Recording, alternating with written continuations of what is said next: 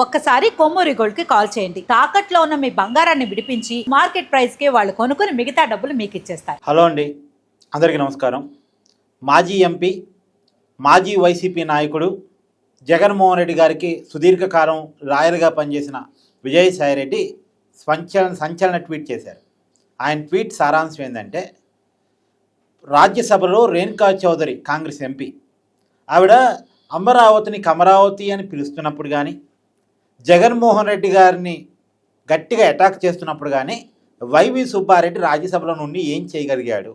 అదే నేను రాజ్యసభలో ఉంటే జగన్ని మాట పడనిచ్చేవన్నా, ఒకప్పుడు నేను ఉన్నప్పుడు ఎలా ఉంది, ఇవాళ ఎలా ఉంది అంటూ వైవి సుబ్బారెడ్డిని టార్గెట్ చేస్తూ మరొకసారి జగన్మోహన్ రెడ్డి కోటరీని గుర్తు చేస్తూ జగన్మోహన్ రెడ్డి పార్టీ వైఫల్యాన్ని ఎండగడుతూ ట్వీట్ చేశారు. దాని గురించి మాట్లాడుకునే ప్రయత్నం చేద్దాం. నాతో ఉన్నారు ప్రముఖ సామాజిక రాజకీయ విశ్లేషకులు కొత్త రాజేంద్రబాబు గారు.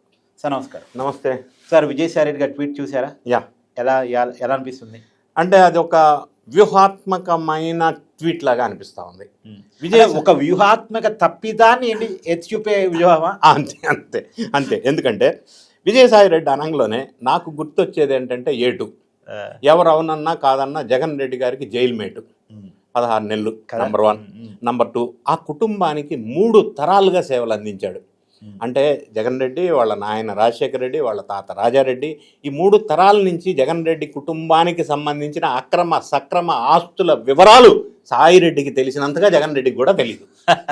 అంటే చార్టెడ్ అకౌంటెంట్ కాబట్టి అంత అనుబంధం ఉన్నటువంటి సాయిరెడ్డి పార్టీ నుంచి, ఆ కుటుంబాన్ని నుంచి బయటికి ఎందుకు వచ్చాడు? ఫస్ట్ మనం అక్కడి నుంచి ఆలోచన చేస్తే వ్యూహం ఏంటనేది బయటపడుతుంది.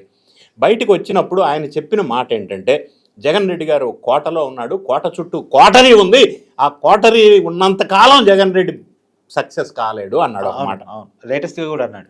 లేటెస్ట్గా అన్న మాట ఇంకొకటి ఏంటంటే, జగన్ రెడ్డి పాదయాత్ర ప్రపోజ్ చేసినప్పుడు జగన్ రెడ్డి పాదయాత్ర కాదు కదా, మోకాళ్ళ యాత్ర చేసినా కూడా సీఎం కాలేడు కూటమి ఉన్నంత వరకు. ఆ కూటమిని విచ్ఛిన్నం అయితే తప్ప జగన్ రెడ్డి కలిసి ఉన్నంతకాలం, ఆ కోటరీ ఉన్నంతకాలం. ఎస్, ఈ కూటమి విచ్ఛిన్నం చేసేంతవరకు సక్సెస్ కాదు. నంబర్ 1. నంబర్ 2, కూటమిని విచ్ఛిన్నం చేసే శక్తి తెలివితేటలు కోటరీకి లేదు. అంటే ఈ కోటరీని తీసి నన్ను పెట్టుకోండి, ఈ పని నేను చేస్తానని చెప్పకనే చెప్పాడు. అవును. ఇది సీన్ కట్ చేస్తే కొంత మనం వెనక్కి వెళ్ళినట్టయితే, కాకినాడ సీపోర్టు విషయంలో విచారణకు హాజరైన సందర్భంలో ఆయన అసందర్భోచితంగా లిక్కర్ స్కామ్ గురించి ప్రస్తావించాడు, ఎవడు అడగకుండానే. లిక్కర్ స్కామ్లో కర్త కర్మ క్రియ కసిరెడ్డి రాజశేఖర రెడ్డి, నాకు అన్నీ తెలుసు, నేను మొత్తం చెప్తా, సహకరిస్తా విచారణకు అన్నాడు. అంటే జగన్ రెడ్డి గారికి ఆ పాయింట్ ఆఫ్ టైంలో ఒక ధమ్కి ఇచ్చాడు. నన్ను వదులుకున్నావు జాగ్రత్త అనే ధమ్కి అయితే ఇచ్చాడు. తర్వాత టోన్ మారింది. నెక్స్ట్ ప్రెస్ మీట్కి వచ్చేసరికి జగన్ రెడ్డి ఇందులో పాత్ర ఉందా లేదంటే అది నాకు తెలియదు, కానీ రాజకసిరెడ్డి పాత్ర ఉందని చెప్పాడు. అంటే ప్రాణ భయంతో అయి ఉండొచ్చు. ఇప్పుడు లేటెస్ట్గా సాయిరెడ్డి గారు బీజేపీలో శుభ ఆశీస్సుల కోసం డోర్లు ఓపెన్ అవుతాయోనని ఇప్పటిదాకా ప్రయత్నం చేశాడు, వ్యవసాయం చేసుకుంటూనే. డోర్లు ఓపెన్ కాల. ఇక్కడ ఆంధ్ర రాష్ట్రంలో ఉన్న ఎన్డీఏ కూటమిలో ఏ పార్టీ కూడా తీసుకునే అవకాశం లేదు. మరి ఇట్లానే వ్యవసాయం చేసుకుంటే నెక్స్ట్ ఎలక్షన్ లోపు ఈయన మీద కావలసినన్ని కేసులు ఉన్నాయి. జగన్ రెడ్డి గారితో పాటుగా ఉన్న కేసులతో పాటుగా దేవాదాయ శాఖలో పనిచేసిన శాంతితో కలిసి చేసిన అక్రమాలతో పాటుగా, వైజాగ్లో భూదందాలు చేసిన అక్రమాలతో పాటుగా, ఇవన్నీ ప్రొటెక్షన్ కావాలంటే ఒక పార్టీ గొడుగు నీడ అవసరం. మరి ఇప్పుడున్న పరిస్థితుల్లో రాజకీయ నేపథ్యంలో జగన్ రెడ్డి గారు వైపు ఇట్లా చూస్తున్నాడు. ఎందుకంటే జగన్ రెడ్డి గారు ఆల్రెడీ అప్పట్లో ఉన్న సకల శాఖ మంత్రి సజ్జల రామకృష్ణారెడ్డిని కొంత దూరం పెట్టాడు. ఈ మధ్య ఎక్కడ కనపట్టాలి, ఆయన సైలెంట్ అయిపోయాడు మీటింగ్స్లో. ఆయన ప్లేస్లో చెవిరెడ్డి భాస్కర్ రెడ్డి ఖర్చు వేసేసాడు. ఆయన ఆక్యుపై చేసే ప్రయత్నం చేస్తున్నాడు. ఈ మావిగన్ ఏదైతే స్క్రిప్ట్ ఉందో అది కూడా చెవిరెడ్డి భాస్కర్ రెడ్డి ఇచ్చారు అని చెప్పి వైఎస్ఆర్ కాంగ్రెస్ పార్టీ శ్రేణులు గుసగుసలాడుకుంటున్నారు.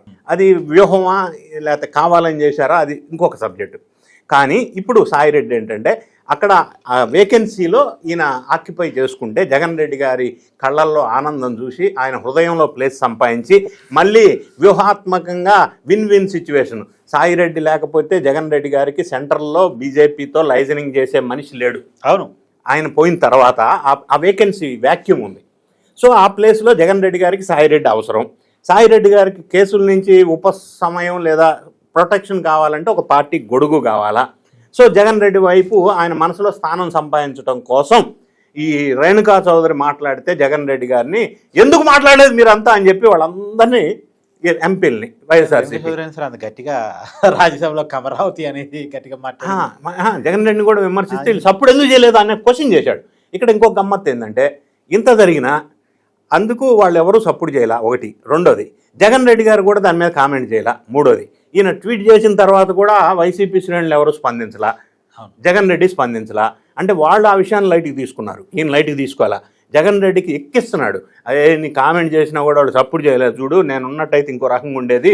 అంటే ఆయన మనసులో స్థానం సంపాదించే వ్యూహంలో భాగంగా ఈ విధమైన ట్వీట్స్ ద్వారా ఆయన అటు దారి చూసుకుంటూ ఉన్నాడు అనేది మనకి స్పష్టంగా అర్థమవుతుంది.